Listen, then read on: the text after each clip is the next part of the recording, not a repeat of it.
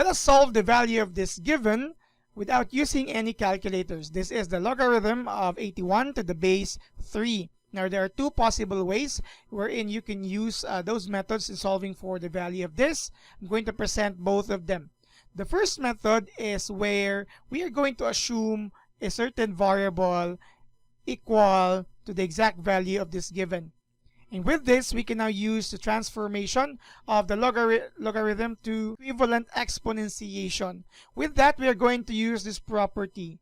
The logarithm of any a to the base b when equated to a value, let's say x, can be transformed, and vice versa, okay, to an exponential equation where we use the base of the logarithm and make the equality here, or the value, exact value, be your exponent, and it's equal to your a. This is a transformation of a logarithm into an exponentiation and vice versa.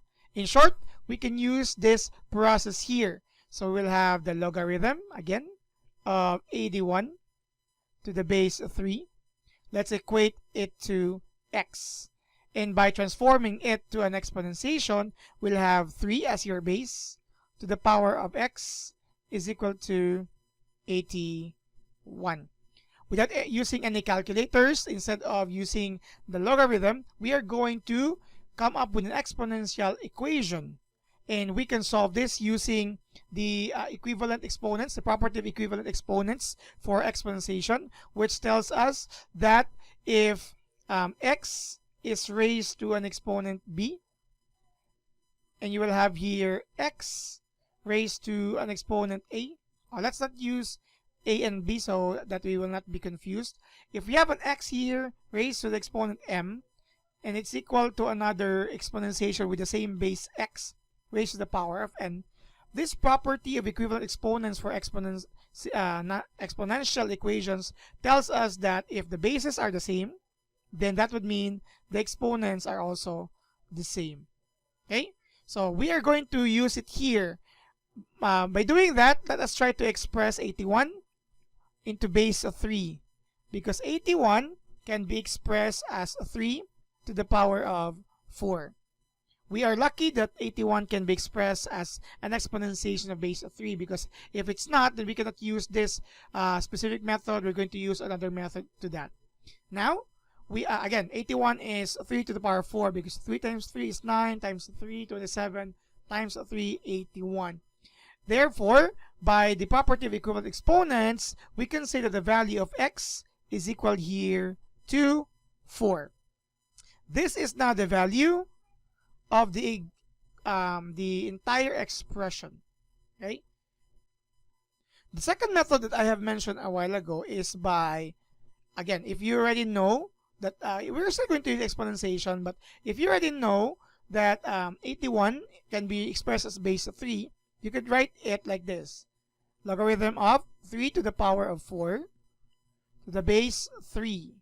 Okay, that is its other form when we express already 81 as base 4. And we have a property for exponents here.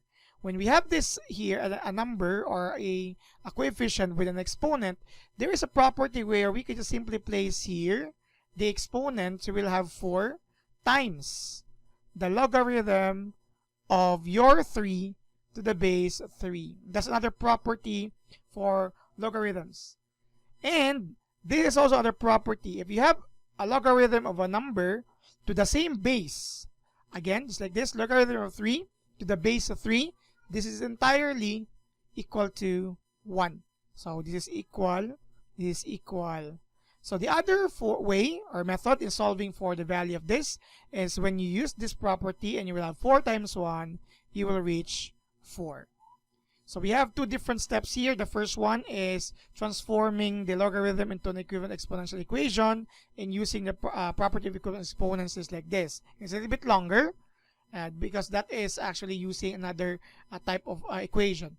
But you could also use this as using the properties of logarithms. We have here this the property of the exponent, and you have here this is entirely equal to 1 if your coefficient here is equal to the same base. So finally, we have decoded this given logarithm. That's mission accomplished.